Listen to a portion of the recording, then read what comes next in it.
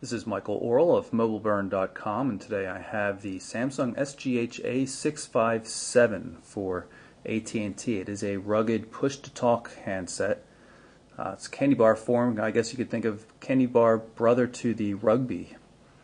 You can see its device is covered with hard plastics and rubber. All the grays are kind of a grippy but still pretty firm rubber. Back covers are also like a rubberized plastic. It's hard to describe. Very, very tough feeling, very, very solid, but a little bit of grip there.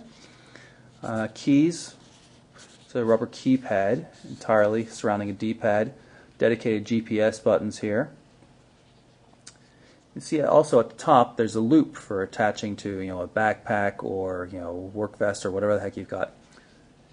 Take a look at the bottom here. You see this very heavy-duty screw. This is what attaches the rear cover. I'll take that off in a little bit to show you some of the gaskets around it. On the right edge here, up here at the top, we have a dedicated button for a flashlight.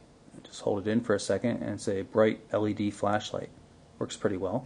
And you just press it and hold it again to turn it off. We've also got the proprietary Samsung port right here.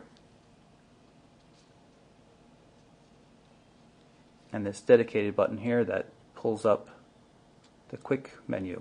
I don't know what they technically call it, but you can see it just gives you quick access to typical functions.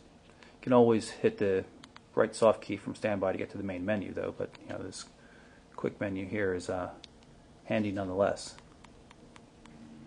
We're going to use an American dime to remove the rear cover. You just turn it counterclockwise and it pries it up a bit.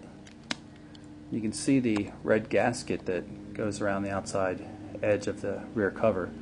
The compartment's otherwise pretty plain. It's a little difficult to get back on. You have to make sure everything presses down quite tightly. But when you do that, you get a nice waterproof seal. That this device can go underwater for a fair amount of time. It meets mil-spec ratings, so it's a pretty tough phone, and we're going to put to the test a little bit later on in another video. Weighs a little over 4.3 ounces, and that's due largely to the fact that that battery back there is pretty large. That's 1,420 milliamp hours. It's good for rated for 3 hours of talk time, which isn't too much. That's I'm assuming that's 3G talk time, and it's good for over 10 days of standby time. The A657 is a 3G capable device, and you can see it has a pretty small display. It's 176 by 220 pixels, but it is capable of 262,000 different colors.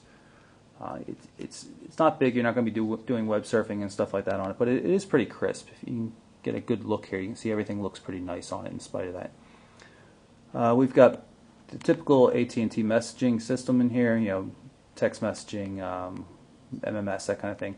Also, IM support for AIM, Windows Live, or MSN Messenger, whatever you want to call it, and Yahoo. And it does also support the mobile email client. It's a Java-based application. And like a lot of the feature phones that AT&T offers, it's pretty limited in terms of what you can get email access to. There's a predefined list of providers here, and there's not even Gmail. You can't use your own IMAP or POP3 server, so it's kind of limited in that regard. Other features of note include Bluetooth support. You can see if we go through settings and get into the connectivity menu, see there's Bluetooth support. It has support for not just headsets but also stereo headphones, which is pretty cool. There is a micro SD card on the device, so you can. Samsung says it's been tested with cards as large as 8 gigabytes in size, but theoretically the spec would allow for cards even larger, like the 16 gig cards. So that's our quick introduction of the Samsung A657, a new rugged phone for AT&T. We're going to do a separate video abusing it, see how it stands up. I mean, so far everything looks really solid and seems nice, but with a phone like this, if it's not tough, it's not anything. So we'll leave final judgment until the follow-up review, where we're going to abuse it quite a bit, with Samsung's permission, of course. So it's Samsung's A657 for AT&T. I'm Michael Orrell for mobileburn.com.